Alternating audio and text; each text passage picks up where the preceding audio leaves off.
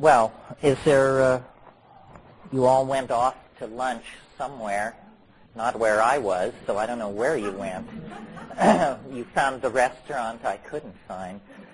But did you, are there issues outstanding from this morning or a direction you want to send us off in? Yeah.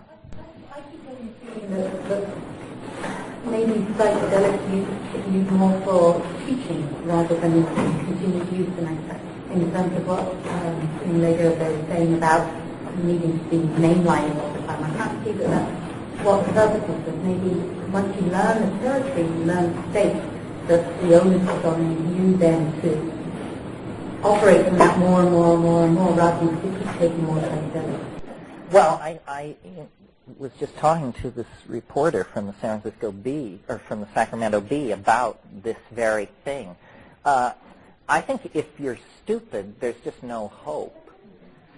You know, you have been afflicted with a terrible circumstance, and you have to struggle with that. You know, a lot of people took LSD in the 60s, and it seemed to have no effect whatsoever on them. I mean, you know, a lot of pretty colors and this and that, and then they went out to be war planners and corporate executives and so forth. I think it's very important to talk about and analyze your experience. There is no communication even within the confines of your own mind if you can't describe what's going on.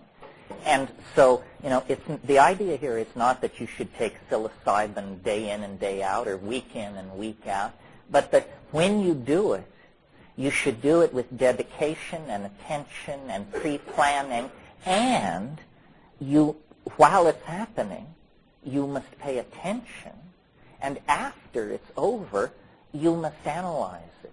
You must understand it. You must try. It's a tool for thought. It's a tool for understanding. And as far as education is concerned, you know, I think one of the reasons I keep coming back to CIIS is because unspoken in what's going on here is the idea that modern psychotherapy of the transpersonal sort is an embryonic kind of neo-archaic shamanism.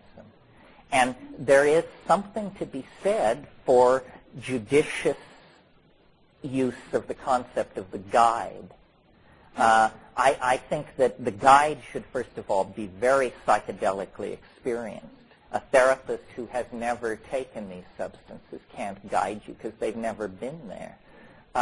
But in the presence of a skilled therapist, all kinds of progress in dealing with personal issues and complexes can be made. People say this stuff is escapist, but nobody who's ever taken it will line up behind that. It's too difficult.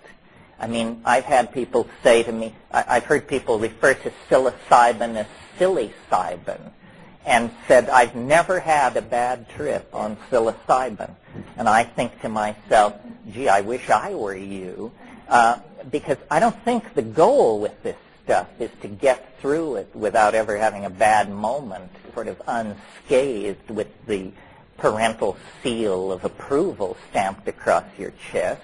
The goal is to learn, and learning is often painful, and the most important lessons are often the most painful. I mean, if you're going to have to drop an attitude or a way of relating to somebody or an opinion about yourself or something, these things are painful. And often you don't just say at the height of the psychedelic, oh, I see, I should change my mind. No, often there's tears and soul-searching and then a sense of dawning light and then the conversion. This is not easy work to do. It's not easy for anybody to do. I had a guy tell me once in the Amazon, he said, just don't think because we wear penis sheaths and live in the rainforest that this is easier for us than it is for you. It's not. It's as challenging to your humanness. It challenges your humanness no matter where you start out from. So you have to bring something to it. But if you bring something to it, it will work for you. And I'm of the opinion, and I get a lot of flack from this, and you're perfectly free to pile on, that many other spiritual techniques of advancement don't work. Even if you are intelligent, dedicated, attentive, they just don't work. Or they didn't work for me, that's all I can say. This will work, and if you bring sincerity and integrity to it, it will respond beyond your wildest dreams. Yes, did you want to say? What do you have to offer in terms of some insight from your experience about how to get into the body? Well, it's a complicated question. I'm an alienated intellectual. Probably most of you are as well. I may have been that before I ever reached psychedelics. Basically, I think that it almost comes down to practicing a noisy form of aesthetic criticism of the society. If something is stupid, you should say so. And if something is tasteless or brutal or insulting or demeaning, we just have to say so. Now, the problem is there is so much that is tasteless, insulting, and demeaning that you would spend your entire time doing that. Well, isn't that what the countercultural milieu is? I think it's a group of people who, to greater or lesser degrees, are entirely uncomfortable with the official culture and then try to embody an alternative culture. And it's a culture of tolerance, of broad-mindedness, of immediate experience. It's not a work ethic culture. It's not a pile-up wealth kind of culture. It's a culture that lives in the moment. I mean, and to my mind, what we can do is be more adamantly countercultural and creative. That's why I'm so happy to see something like rave and house and ambient music come along, because, you know, rock and roll, which was previously the sustaining thing of the counterculture, was totally co-opted, and the official culture turns all criticism into a fashion statement. That seems to be how it operates. So in terms of embodiment, I think what we have to do is be creative. At lunch, I was saying, you know, the crisis that we're in as a planetary society is a culture of consciousness. There ain't enough of it. That's what happens when women are raped in Bosnia. That's a failure of consciousness. That's what happens when rivers are polluted with DDT. It's a failure of consciousness, a failure to correctly appreciate cause and effect. And if there is anything which increases our consciousness, I don't care if it's a religion, a food, a drug, a sexual product, a magazine, if there is anything which increases our consciousness, we should find out what it is and get with it. And once you've increased your consciousness, a little, a lot, some, it's not doing any good then unless it is embodied. And the way it's embodied, I think, is by pushing the art pedal to the floor. It's the only pedal which we have been allowed to touch. We don't get to touch the international investment profile pedal or the international diplomacy pedal. Those are all reserved for the masters. But art has been ceded to us. And art can either be fawning and sycophantic, or it can be radical and challenging, or it can be transcendental and inspiring. And I think what we've accepted in the arts in the last 20 years is the idea of immense fragmentation and personal expression. This is exactly the wrong thing, because what that is ego. We don't care what Jeff Koons thinks about the person he's sleeping with and all this other stuff. This is just self-indulgent nonsense. the idea that art should save humanity is very out of fashion in the cynical 90s. But I believe it. And I believe that the technologists who are working at our elbows are giving us tools more powerful than we or our critics ever imagined could exist. And if we use those tools for the explicit purpose of creating a new cultural agenda, it will be done. You know, we're all a little confused about this, but those folks over on the extreme right wing, the Pat Buchanans of this world, they know exactly what's going on, and they call it cultural war. And while they're moving up their tanks and digging foxholes, what are we doing? You know, wandering around asking what's happening.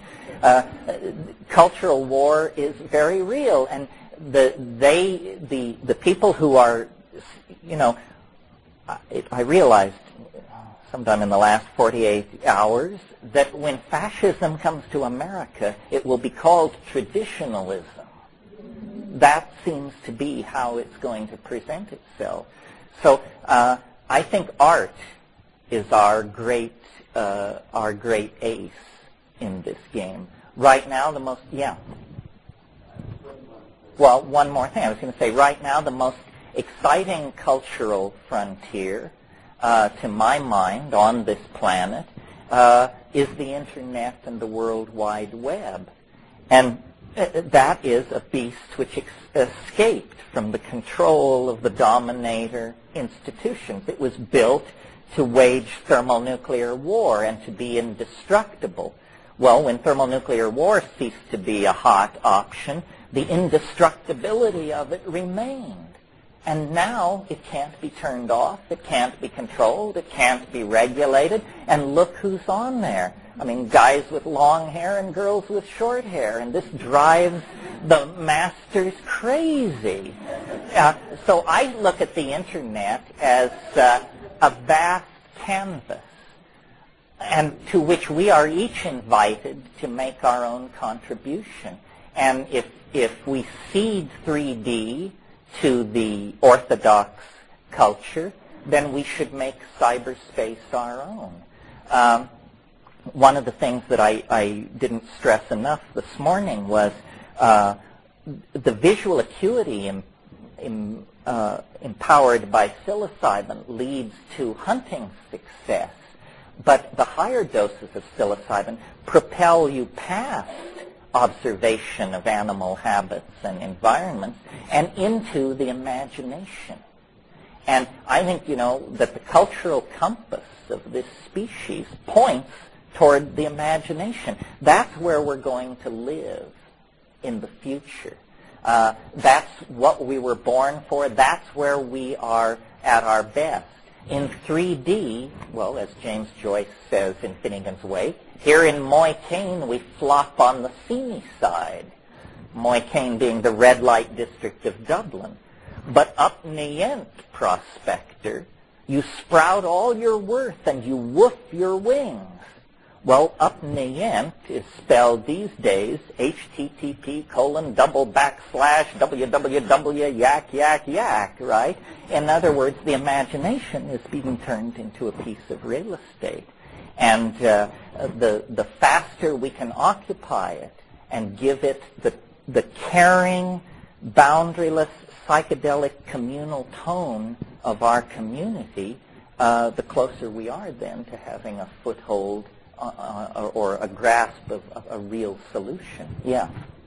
Specifically around psychoactive substances. I wanted to ask about intention. I noticed in journeys that I've had, particularly with ayahuasca, that intentions were an important component, and they shaded the experience and filtered the experience. And sometimes very strongly, sometimes hardly at all, or at least not what I noticed.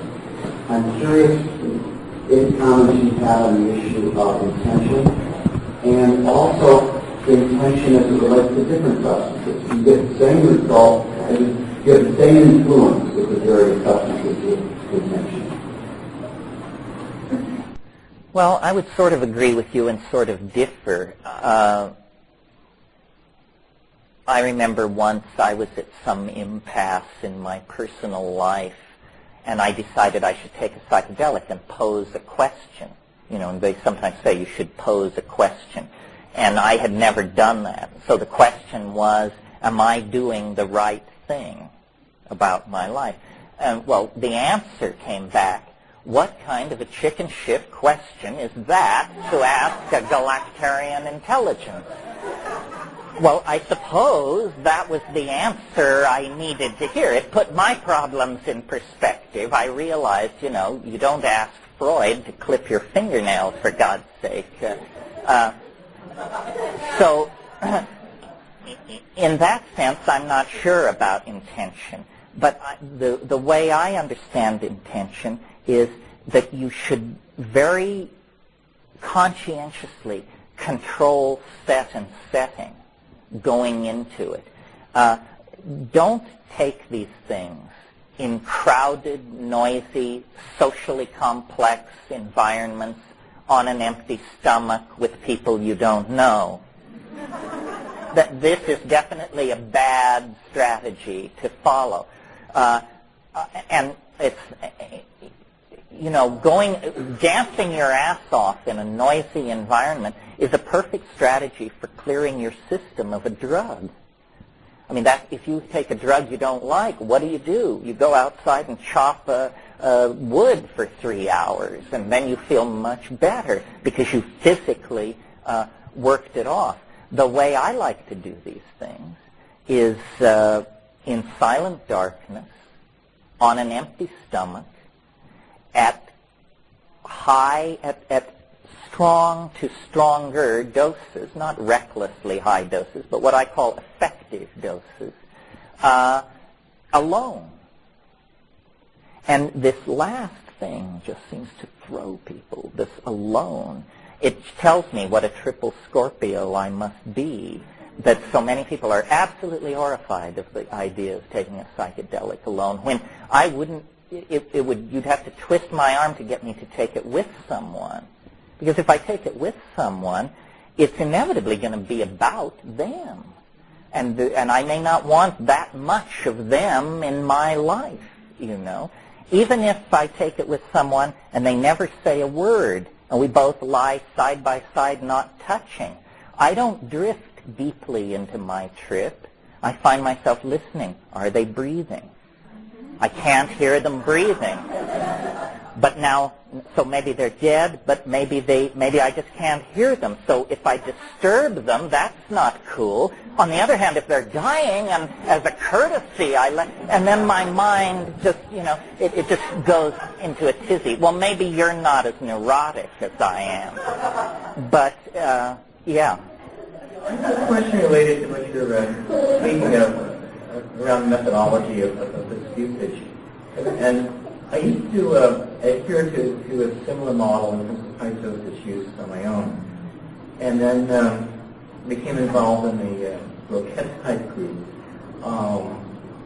which for a variety of reasons has left, including, and I guess there's another part of that, which is that there was a tremendous amount of undercurrent deception and guru abuse in the group, which unfortunately I didn't become aware of until quite a while later. So I guess the two-part question is, now I've returned back to the previous model, basically taking it by myself. Now, so I'm wondering what you think of a highly structured type model, and second, whether you have any thoughts about guru abuse and the use of psychedelics. Do you all understand what he's referring to by the Roquette type model? He's referring to a person, a psychiatrist, Salvador Roquette, who's operated in Mexico for years. I've never met him, so correct me if I'm not doing it justice. But as I understand it, this is basically the assault theory of psychedelics, where you give people, first of all, you give them multiple substances. It may be LSD, it may be LSD with ketamine, a lot of substances, and then a lot of input. It can be music, but I've heard of cases where he took a group of Jewish housewives from Long Island and showed them Holocaust footage. Well, it depends on what you're after here. I mean, if you're trying to break people down, this sounds like it would break me down. I would not know how I could even survive something like that. But I think my theory is almost exactly the opposite. I say there should be very little input. I don't think you need to go out and buy a lily tank for your basement, but as close to that as you can get is good. In other words, I lie on a bed, silent darkness, and look at the back of your eyelids with the expectation of seeing something. It took me years to be able to articulate this because I thought everybody did this, but apparently not. I once talked to Roland Fisher, the guy I mentioned this morning. He'd given psilocybin to 2,500 grad students. He'd taken it 20 times himself, and I said, well, Roland, what do you make of these hallucinations, of these volleys of visual hallucination? And he said, I never closed my eyes. I was floored. I mean, that is so antithetical to my instincts with the stuff that I couldn't even imagine it. Then your question about guru abuse. I don't know what it is in me. I guess it's just deep cynicism. I discussed this once with the mushroom, and what I was told was simply this. For one human being to assume that they could attain enlightenment from another human being is like a grain of sand on the beach assuming that it can attain enlightenment from another grain of sand on the beach. In other words, all grains of sand are alike. Didn't you know that? And all people in this particular area are alike. How many gurus have to be caught with their hand in the cookie jar or the nookie jar or whatever it is before you get the message? They are just like us. And that may be granting them a level of moral sophistication they lack as a class. What I truly believe is nobody knows anything. The more generous position is, well, the Buddhists have a piece of the action, and the Mormons know something, and everybody has a piece of the action. The mushroom says nobody has a piece of the action, that no one knows anything. And that's tremendously liberating, and it carries a responsibility for you to take yourself seriously. You have no other source. Everything else is going to be hearsay, secondhand, rumor, thrice told. Yourself is your instrument for the exploration of these dimensions. There is spread through the world a lot of what I call, and I hate the gender bias in calling it this, but it would be dishonest to change it. I call it wise old man woman. Wise old man knowledge. It could be wise old woman knowledge. There's a lot of this all over the world. If you go to Asia, you will see men sitting in doorways at evening, smoking their pipes and watching the sunset as their grandchildren play at their feet. It's a safe bet. This person never took LSD or psilocybin, and yet they've attained a certain kind of existential validity, wisdom, comfort with the phenomenon of their own being.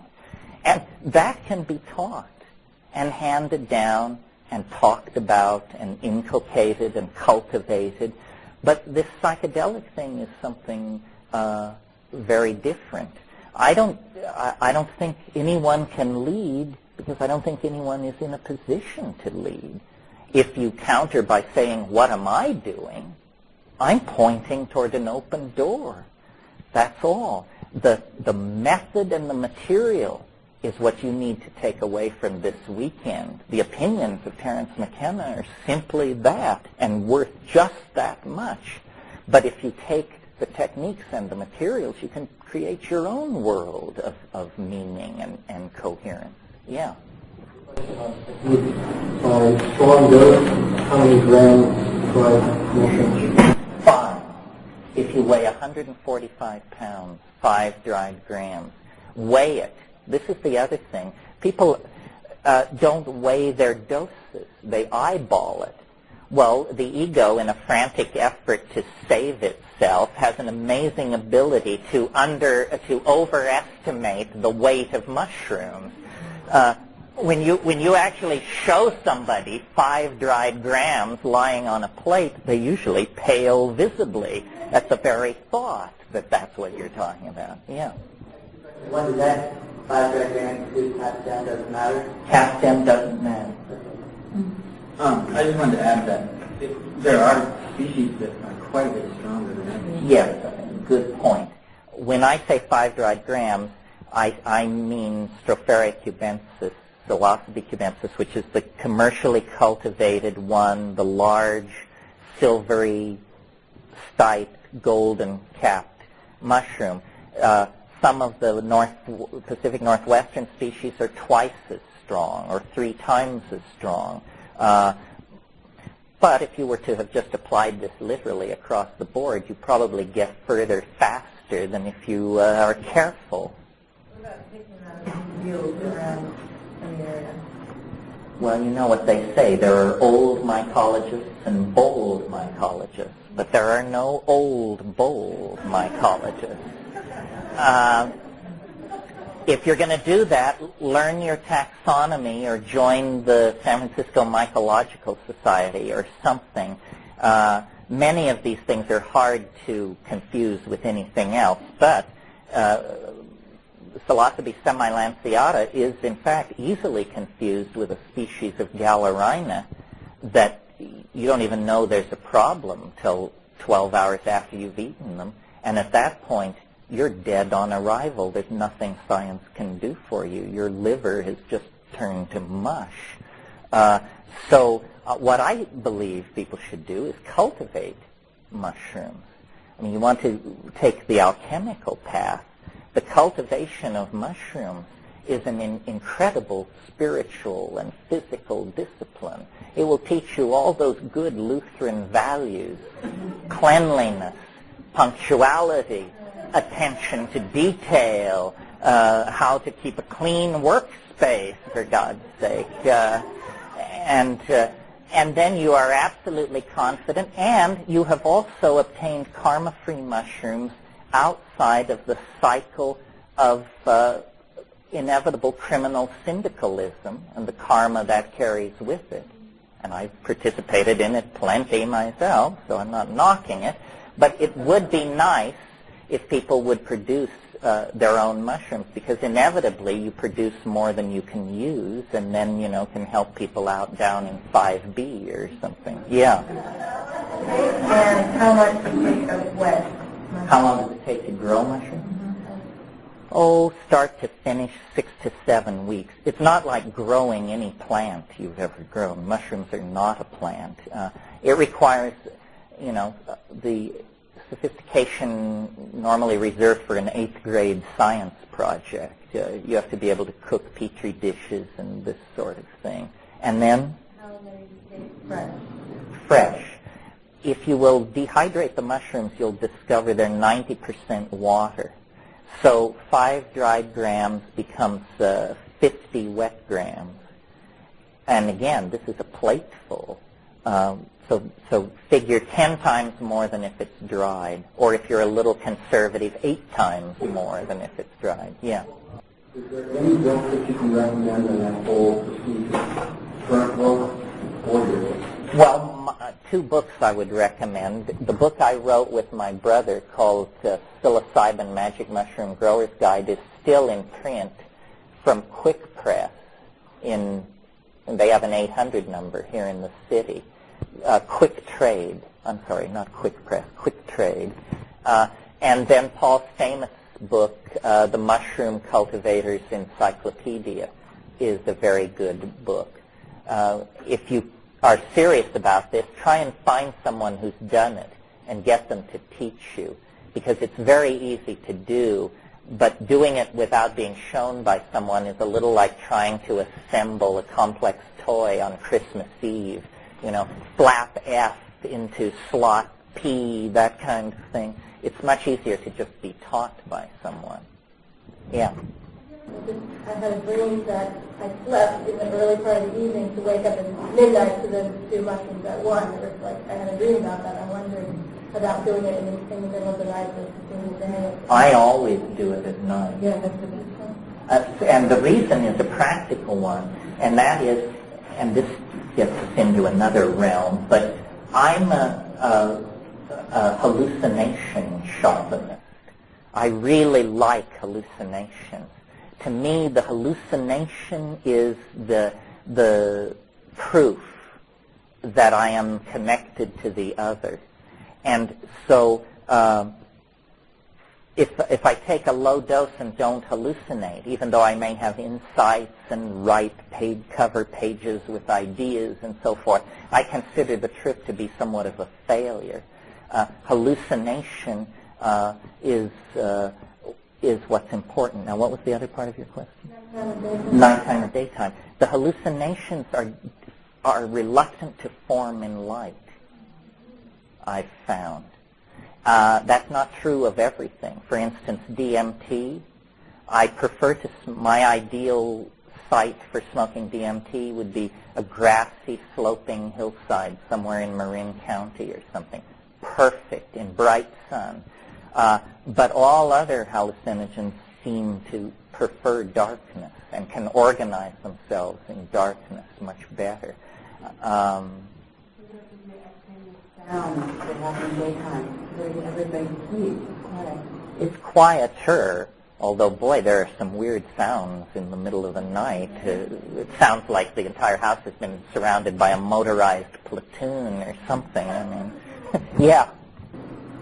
What other sounds like a religious power? Well, I think the sincerest form of religious worship is an act of understanding. That the universe wants to be understood by its creations. There is a need for dialogue.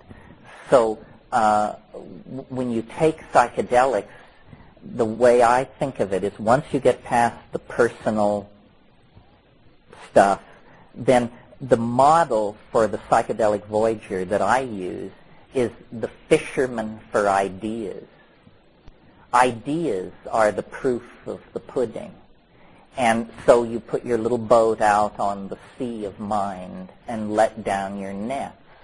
And what you're hoping for is that minnows don't swim through the net. Minnows are ideas that have a certain striking peculiarity but are ultimately unsatisfying. An example would be to spend much time meditating on why your little finger just fits your nostril. It's an interesting insight, but you can't build on that much, I think. And if an idea is too large, it'll rend your nets, and you won't be able to wrestle it into the boat. And in fact, you and your nets and your boat will be dragged into the ocean, and we'll just put you in a corner somewhere and look in on you once a week. So what you want is middle-sized ideas, and they can be any idea counts. It can be an idea for how to reorganize an investment plan, or what quantum physics is really trying to say, or, the structure of cytochrome C. It's a specific problem with an answer. And I really believe that salvation is an act of understanding, that the moral life is a precondition for salvation, but that the final step is an act of understanding. So I take seriously the idea that these things are consciousness expanding, and that we should use them to add to the storehouse of culturally validated ideas. Yeah. I've been wrestling with the issue since lunch, and I'm just trying to think how to articulate it because it's kind of confusing me. I'm wondering about how age and intention come into the use of psychedelics. I mean, I know when I was a lot younger, and I was using LSD and mushrooms, I didn't have the intention to really use them for personal growth or for understanding. And I did it just to kind of have a good time. And as I got older and my own awareness increased, my views of them change. And I'm wondering what your views are, or if you have any insight on, is there a certain age when you think it's appropriate to use these as part of the process for personal growth, as opposed to abuse, which a lot of children do? I think it's more about the culture in which you're embedded. In other words, I'm obviously considerably older than you. In the 60s, we actually did it with fairly high purpose and did it at fairly high doses. I mean, you weren't even getting into the game if you didn't take 500 micrograms. Now people take 70 micrograms and feel that they can hold forth on the subject of what is LSD. I think what happened was in the 70s and then in the 80s, the dose was dialed down, and it permitted people to take it less seriously. And so you didn't take it as a fun thing because you were young. You took it as a fun thing because you were young in the 80s. And that was how the 80s dealt with it. You can dismiss LSD as just kind of a fun thing if you keep the dose down under 100. But once it starts climbing, it begins to be more and more profound. I have noticed as I age and my peers age that we seem to get more sensitive to it. Which is not to say that we don't need to take it, but that when we do take it, we don't need to take quite such flattening amounts as in the old days. But I think once you are conscious of your identity and of the world you're in, sometime around 16 or so, then I think it becomes just a matter of circumstance and predilection and intelligence.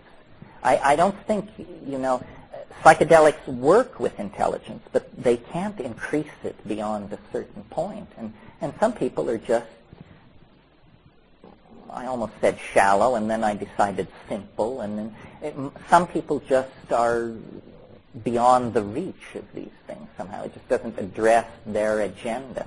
What this seems mostly to have an appeal for is slightly culturally alienated members of a ruling elite. I mean, where are the black people who should be at this thing? Where are the Latino people who should be here? These things are inevitably incredibly white and male. Why is that? Well, I'm not sure. Yeah.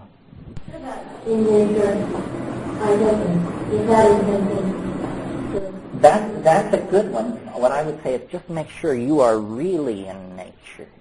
Because the reason I stopped taking LSD outside or psychedelics outside was because every time I would take them, something so weird would happen that I just could not stand it. Usually having to do with another person, usually a stranger. I mean, you can go up to the top of Mount Whitney, look around, make sure nobody is there, drop, and within 15 minutes, the ranger wants to see the camping permit, the Army is doing helicopter maneuvers, 30 Cub Scouts show up. I mean, it's uncanny. So and some people like to do that. I mean, some people's idea of a good time is to take 500 mics of LSD and wander around Lower Manhattan meeting people. Listen. What do you think on people that take psychoactive drugs around a lot of people to absorb, like, a learning experience from interaction with other people? Say like mine, a similar mind. Well, these have to be small doses because at effective doses, you're lying on the floor as dead. So, yeah, I mean, and you learn what you can handle. I mean, some people can take vast amounts of LSD and it would never enter your mind that they're loaded at all. And other people, you look over at them and they're bursting into laughter and can't behave themselves. I was wondering if you elaborate more on DMT and like insights experiences. Well, I think DMT is, if DMT didn't exist, we would have to invent it. It's sort of, there has to be something in the world. There has to be a weirdest thing. Once we have the concept weird, there has to be a weirdest thing. And DMT is simply it. DMT is that thing which, above all other things, you have convinced yourself doesn't exist. It's the one thing you are certain is impossible. That's how it seemed to me. It completely deconstructs reality in a completely unexpected way. In other words, reality can come apart many different ways, and if it begins to come apart, you hope it will begin to move along some traditionally sanctioned spiritual arc, toward Jesus or heaven or hell or something identifiable. What happens with DMT is there's an eruption of the unexpected. It seems to be in its nature to be unexpected. And it seems to carry the message with incredible intensity that everything you know about reality is wrong. It isn't what you think it is. When you smoke DMT, when I smoke DMT, and according to Rick Strassman's research out at New Mexico, when most people are exposed to DMT, very quickly, like within 30 seconds to a minute, you are conveyed into an inconceivably alien and dramatic environment of 100% hallucination. Nothing you have ever seen before is there. There is nothing there that the English language can describe, because there is nothing there that any English-speaking person ever has encountered before, or German, or French, or Swahili. You are conveyed into not a unitary world, not the white light, the one, or any of that, but a complex, multiplistic world of motion, light, color, depth, interaction, and none of it makes very much sense at all. It's a metaphor for what I'm talking about is, imagine that you were a Paleolithic person getting loaded around a campfire somewhere on the grasslands of Africa. And imagine that for a minute and a half you suddenly found yourself standing in Times Square at rush hour. Well, you could sort of make sense of it. I mean, when you came back, you would say, well, there were people, sort of. There were sort of people, and then there was a lot of motion, and then there was a lot of verticality,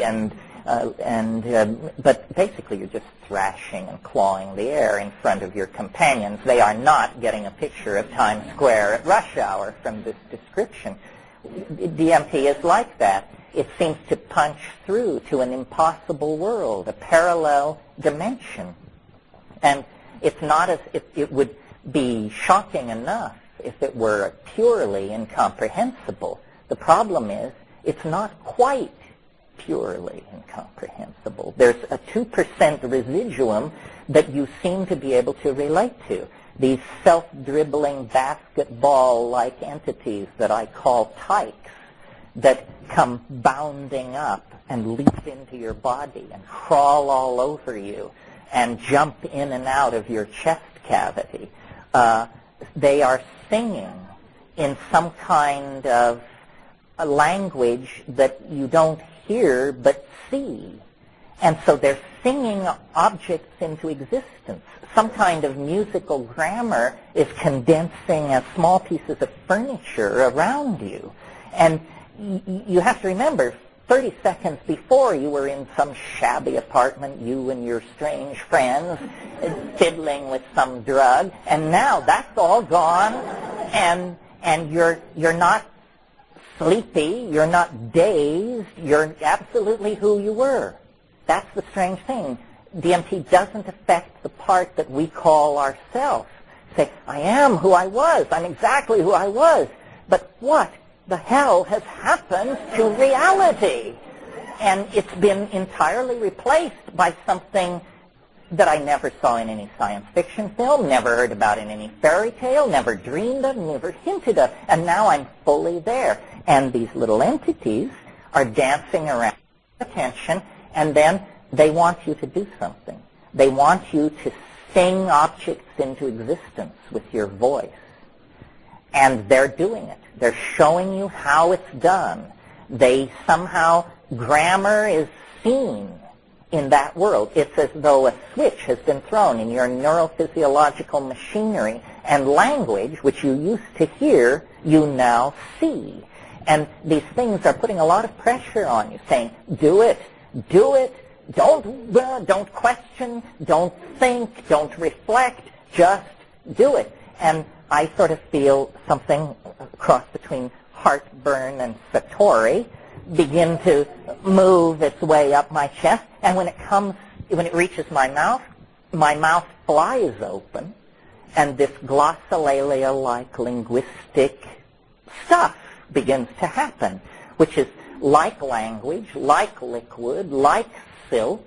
I can see it, and it's colored, and it's complicated, and now I do not understand what this is for. I can join you in speculating. It looks to me like, first of all, language itself is a mysterious activity, a behavior. God on the body of nature, human language is the place to look. It is not anticipated in other forms of animal organization, and in us it reaches this excruciating level of expression. And with it, we have created culture, which is a virtual reality that we surround ourselves with, not only of ideologies, Marxism, democracy, monarchy, but buildings, highways, infrastructure. So it's almost as though language is an alien artifact of some sort. You remember Bill Burroughs said it's a virus from outer space.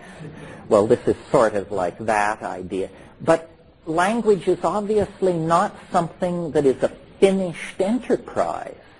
And I think that we are approaching, either through the natural evolution of the soma, of the body, or through technology, or through some combination of the two, we're approaching a place where we're going to switch channels and switch the language channel into a more broad bandwidth mode. And we're going to see what we mean instead of hear what we mean. That the convention of using small mouth noises to symbolically indicate objects in the world so that those who share the same set of linguistic assumptions can download this acoustical babble and reconstruct a thought out of it is going to be traded in for something more like a direct acoustical hologram, where then ambiguity is much less prevalent. You know, if I read you a paragraph from Proust, we can spend the rest of the afternoon discussing what did the author mean. You've all been in those situations. What did the author mean?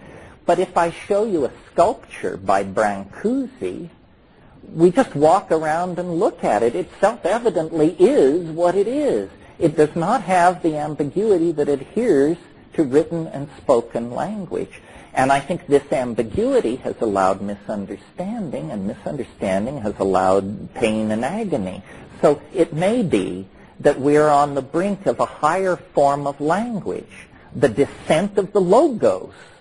This would be it, the manifestation of the logos, and the psychedelics, by allowing a look through the hyperspatial window at future states of human organization, as I argued this morning, is actually giving us a taste of a human future that may be far in the future. In the same way that if you had smoked DMT 20,000 years ago, you might have landed in Times Square circa 1960. It's an insight into a future development in the physiology and mind of man, and makes it very suggestive then that DMT is being elaborated in our brains as part of normal metabolism. We have genes that produce DMT. Well, what if those genes were to be switched on in a more dramatic way? Then what would the quality of culture be? If culture is the serotonin trip, then what kind of culture would we live in if the serotonin were backed out in favor of a DMT-maintained neural substrate? I don't know, lots of hands up. You've been patient. I have two questions kind of pertaining to a little bit what you said.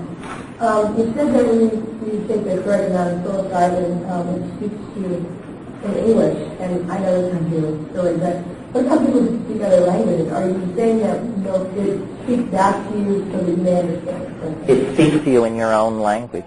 Let me tell you a story which seems to me really a strange story, but it happened to me, so I'll tell it. When I first started growing mushrooms, I was testing all these batches and taking it quite a bit of the time. And one evening, I got locked into this voice thing, and it was singing a little song, and the song was something like this: da da da da da da da da da says, da da da da da da da da da says. It ended each line with the word says. So I thought, interesting. Then I went back and listened to Maria Sabina's Mushroom Velada, where she's singing in Tzotzil, which is a mountain Indian language of central Mexico. She's singing in Tzotzil, and the interlinear translation is right there on the page. Da-da-da-da-da-da-da-da-da, su. Da-da-da-da-da-da-da-da-da, su. This word means says in Tzeltal. So I thought, aha, this thing can do it in any language.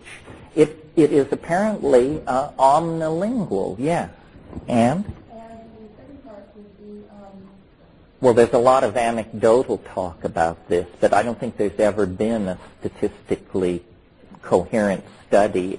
Coming out of the 60s, of course, there was a rash of LSD babies, and some of those LSD babies are now 19, 25 years old, and they are perhaps in this room and can speak for themselves. But it's never been studied. It would be an interesting thing to look at if you could follow up. The idea that LSD breaks chromosomes was simply a government lie, a smear, that to this day survives in certain portions of the literature. It is not true. It is not even a little true. It is 100% horseshit. It just doesn't do that. Aspirin and caffeine break chromosomes with an order of magnitude more alacrity than LSD. That's right. And my brother did a study, actually, Lawrence Rockefeller paid for much of it, a study of these maestres in Brazil, these Santo Daime people who've taken Uñal de Vegetal, these people who had taken ayahuasca weekly for 40 years, and they did blood studies and tissue studies, and they're fine. In fact, they are slightly above normal in certain indices. It just hasn't been studied.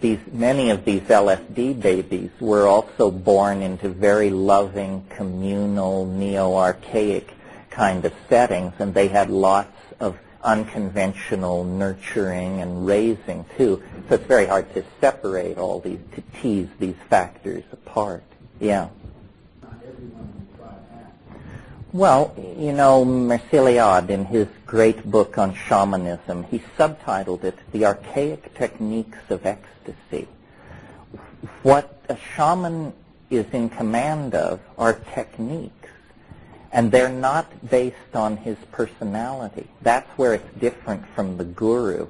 If once the shaman has told you his techniques, he's told you all he can tell you. And you then have to apply the techniques. The ideology is fairly absent in shamanism at a practical level. It's basically about experience, not about an ideological preconception of things. The way I handle gurus is just to simply say, what can you show me? And then if you're told, well, you have to sweep up around the ashram here 12 years or so and do daily prostrations, and then we'll cut you in on the good, you just can pick up your knapsack and keep going. Because the real stuff is not hidden like that. When I went to South America and people said, I said, what can you show me? And they said, well, let's just sharpen our machetes and go out here into the woods a half a mile and cut some vine and bring it back and boil it up, and I'll show you what I'll show you. I'm very suspicious of lineages and secret knowledge and situations where somebody decides where somebody else is worthy to ascend to the next level, because man for man and woman for woman, there doesn't seem to be a more scheming, tawdry, and venal subclass on this planet than gurus. I mean, there may be some good ones, but my God, they keep bad company. Yeah.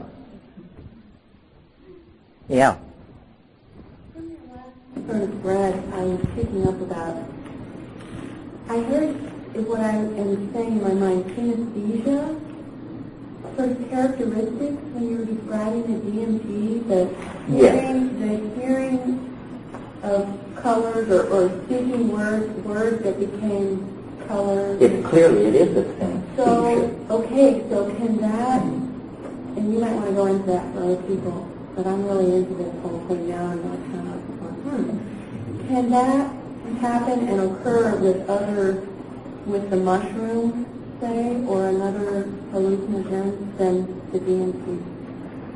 No, I think, if you take enough psilocybin, it begins to look like DMT. If you take an 8 or 9 gram dose of psilocybin, at about the 2-hour mark, it'll be indistinguishable from DMT. To address this question of synesthesia, obviously the world is a unity, and it arrives at the surface of your body as a unity of electromagnetic vibrations and light and so forth. But your senses break it up at that point. Your eyes tell you about light. That's a certain range of electromagnetic radiation. Your ears measure pressure waves in the air, the acoustical range. Your hands inform you about the tactility of the world. But the world is one thing. So it's almost as though the senses are reunified in synesthesia in a way that may have been originally intended and is for some reason fallen out of our physiological repertoire, or perhaps exists as a future state. But yes, tasting shapes, seeing colors, feeling music. There are people who have unusual neurological conditions who live in these kinds of spaces, and it's very hard to... Some of you may know the guy who wrote Oliver Sacks' book, The Man Who Mistook His Wife for a Hat. It's a wonderful book. And The Man Who Tasted Shapes, that's right. Hey, what's the story on your book? You have a book called Synesthesia, don't you? Yes, I'm a little embarrassed by it because it breaks my proletarian mold. There were only 70 copies of that book, and it costs about $1,500. And what it is it's a showcase for an artist named Tim Eli, who is very famous in the world of made books, and he's at the top of the made books thing. So I contributed a text. He made the paper and the binding and set the print and painted on each page of each book in a special, unique way, and it's an art object. Yeah. Your book on cultivating psilocybin mushrooms has a very strong impact in terms of the accessibility of mushrooms. And DMT is much harder to obtain than mushrooms. And I know people who have explored Jonathan ayahuasca analogs and anesthesia reviews, which is Polaris. But very mixed success. And I'm wondering if you have any thoughts about similarly accessible ways of making DMT come into existence. Yeah. Well, I don't advocate, if you're not at least a third or fourth year biochemist, you shouldn't attempt it because it involves in the laboratory, because it involves the use of LIAH. Here's a book called Psychedelic Shamanism that has recipes, but LIAH, lithium aluminum hydride, is very explosive, and don't make a fuel of yourself. The other approach is to try to find a weak source in nature and concentrate it. And phalaris grasses, Phalaris tuberosa and arundinaceae, you can grow them and do a low-tech water extraction. I'm not sure, nobody has ever handed me a gram of DMT created by these techniques. This is all sort of backyard theory, but in theory it should be able to do this. There's also a plant called Desmantha selenoyensis that grows in the Midwest that has a very high concentration of DMT in the root bark. It's interesting to talk about that plant for a moment because it's only been known that it contained DMT in the root bark for about 5 years. But it could have been used by the North American Plains Indians to produce some kind of a shamanic hallucinogen, but never was, as far as we can tell. And this is an interesting question, those of you who may be going on to ethnography or something like that. Why do some people use hallucinogens and not others? It simply isn't a matter of availability. For example, second only to the Mexican concentration of species in Oaxaca and the Sierra Mazateca is the concentration of over 35 known species in the Pacific Northwest. Yet evidence of use of those mushrooms by the Tlingit, Tsimshian, and the Northwest Coast Indians is very hard to come by, ranging from maybe none to maybe a little tiny bit. But by no means is it established that they did this. This desmanthus thing is another thing. Why was it never utilized? This new chemical and plant that I talked about this morning has an interesting relationship to all this. Salvia divinorum, this Mexican mint that contains salvinorine alpha. It's used only by two fairly small language groups, the Tzotzil and the Tzoltal, and they call it hojas de la pastora, the leaves of the shepherdess. But when you ask them, well, what do you call it in Tzotzil? What do you call it in your language? They say, we have no name for this plant in our language. Well, that's impossible if they've been using it for any length of time at all. It seems to suggest, and they say, that this is a new plant. But what's puzzling about that is it's known from nowhere else on Earth. So is it that these people discovered this plant as recently maybe as 50 or 60 years ago, and having a tradition of plant use, they inculcated this one into it? There's a similar case in Africa. You probably all know about iboga, Tabernantha iboga, which is the only really major African alkaloid-containing plant. And it's the basis of a religion in Gabon and Zaire called Bawiti. And interesting on this gender issue, just as an aside, this stuff is used to hold relationships together. It's well understood that that's what it's for, is to bond people. But, and these people who use it, the Fang people, they say they got it from the Pygmies. But what's strange about iboga is there is no record of anybody using it before 1870, anywhere. This is very puzzling because the Portuguese had been into West Africa since the 1440s.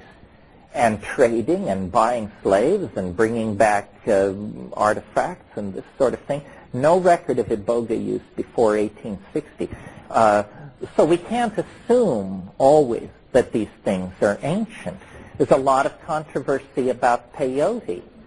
Peyote, if you're not looked into the matter, you might assume this is this ancient hallucinogen.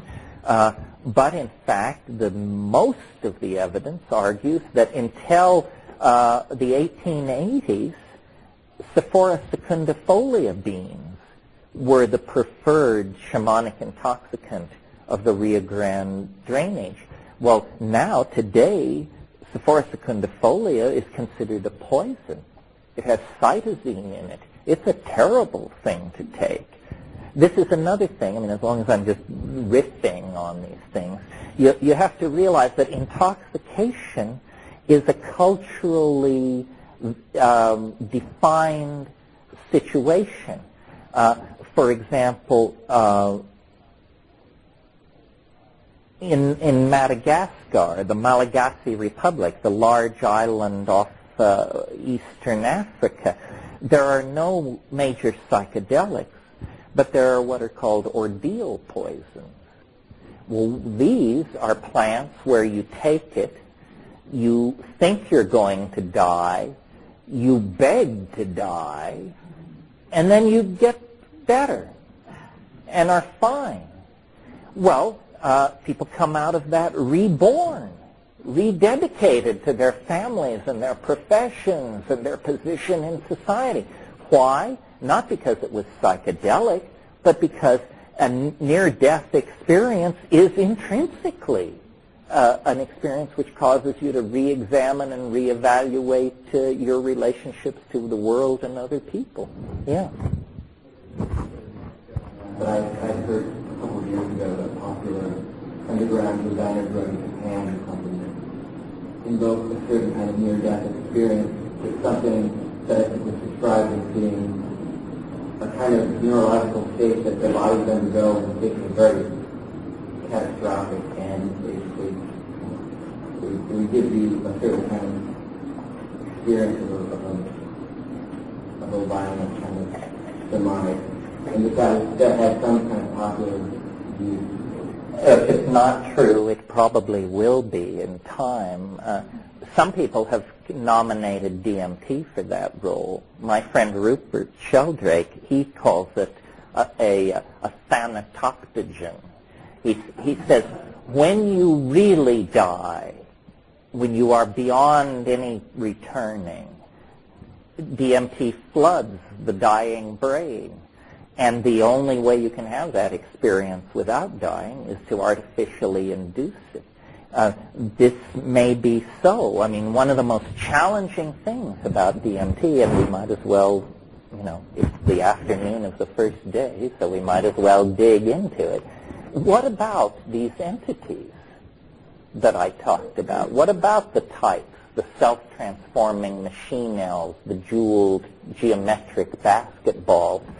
Are we to just dismiss this as hallucination, we whose lives are built on hallucination? Or what is to be made of that? What kind of an entity can have a mind but not a body and be loose inside your mind? I think that possibly, I mean, this is sort of the most woo-woo place we'll pass through unless you bait me. But if you ask shamans worldwide, how do you do what you do? They will say, well, we use ancestor spirits. The ancestor spirits help us. Well, you may think you're countercultural, but most people hearing about ancestor spirits are able to dumb that down into, these naive, charming Indians, that sort of thing. But what if there is actually something which survives bodily death, that is actually continues to exist in a dimension which we would have to call mental or trans-real? And what if you can come and go from that dimension using shamanic techniques? Well, that is, in fact, what shamanism has always claimed to anyone who would listen. They say, the shaman passes back and forth through the same doorway through which the dead pass, but they do not return. The superhuman condition of the shaman, his or her ability to cure, to handle fire, to drive metal objects through flesh, all of this is to show that they are of both worlds, that they partake in the ontos of normal being, but they also partake in the ontos of transcendental being. And I think it would be the most astonishing cultural development of the last 500 years if we were to actually learn something about the after death that would strip away our materialist and cheerful assumptions that when you go into the ground, you're nothing but compost. In a way, that belief has been the permission for all of our dumbing down and devaluing of ourselves, our society, each other, and the planet. The belief that, well, ultimately it doesn't amount to anything anyway. Well, what if ultimately you don't know what you're talking about? Then you have to come to terms with that. I mean, I think everybody should have a psychedelic experience, but to professionally dedicate yourself to a lifetime, you have to have a particularly intense 12th house configuration of some sort, I think. This metaphor that I tried to put out this morning about how the shaman goes to hyperspace and therefore can see next week's weather, next week's hunting, who's going to recover from illness and who isn't. What going into the fourth dimension means is all time becomes co-present. There's that piece of doggerel poetry, I dreamed I saw eternity the other night, an endless golden ring. In other words, eternity is all time in a completed form. And I think, timelessness, stopping the world, as Castaneda said, this is an indication that you have truly crossed the boundary out of three-dimensional Newtonian space and into this hyperspatial dimension. I can't say enough about this because I think this is the key, that life is a process that conquers dimensionality. It always has been. The earliest forms of life were fixed slimes. They had no motility. They had an existence as points. Later, they acquired motility, the ability to swim around, and were aware then of the concept here and there. And then really the entire evolution of life on this planet is simply to develop better organs for moving around in three-dimensional space. Stronger legs, stronger arms, better binocular vision, so forth and so on, until you get to human beings. And we invent language. And what is language? It's a strategy for escaping from the narrowness of the present moment.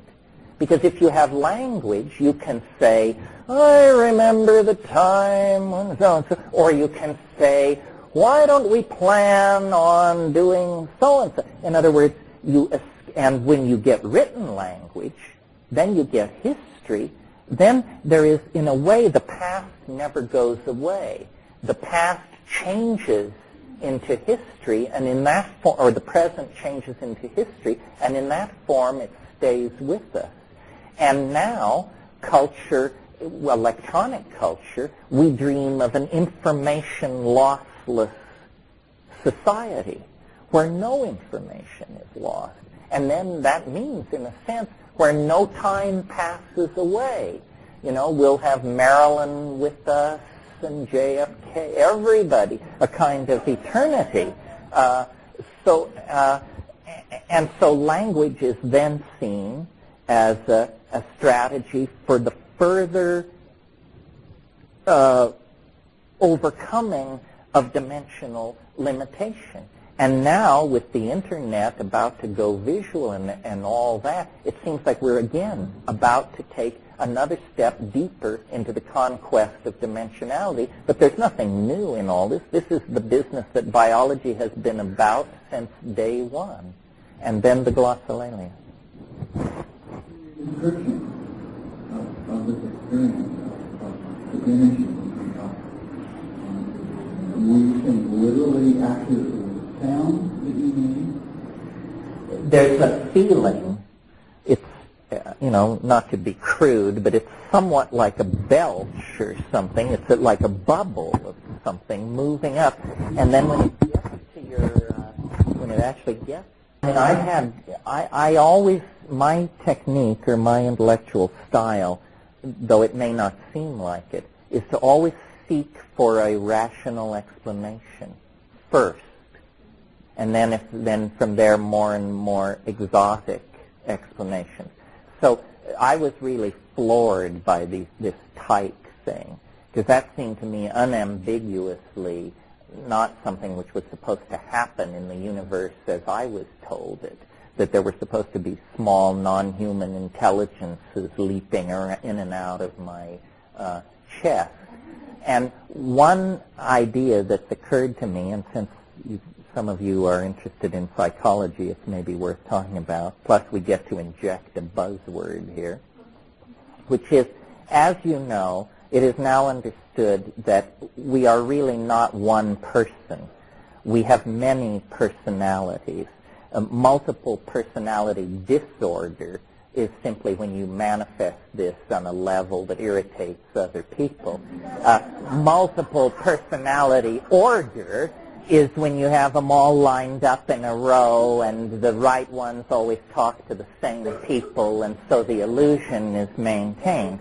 Well, in the same way that, if you had a big mirror, you look in the mirror and you see a reflection of yourself.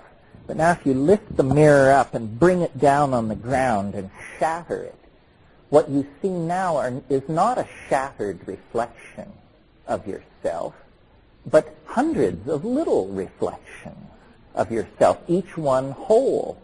Well, may it not be then that what DMT does is it shatters the illusion of the self and says, you're not a self, you're a tribe of selves. And here they are, dancing, performing, singing. They are the fractal adumbrations of the personality. That was the buzzword that I wanted to get in. They are the fractal adumbrations of personality. That's one possibility. The other possibility, souls, like I said, an ecology of souls. That is the conservative explanation. Why is it the conservative explanation? Well, because we are here, and so if we think of them as human beings of some sort, they just happen to be dead human beings. Nevertheless, we see that there are human beings, so perhaps there is a residuum that survives death, and that is what these things are. Other possibilities must range more further afield. A parallel continuum actually inhabited by these things, that they are not human beings in any form, that they are autonomous entities with their own universe. That's one possibility.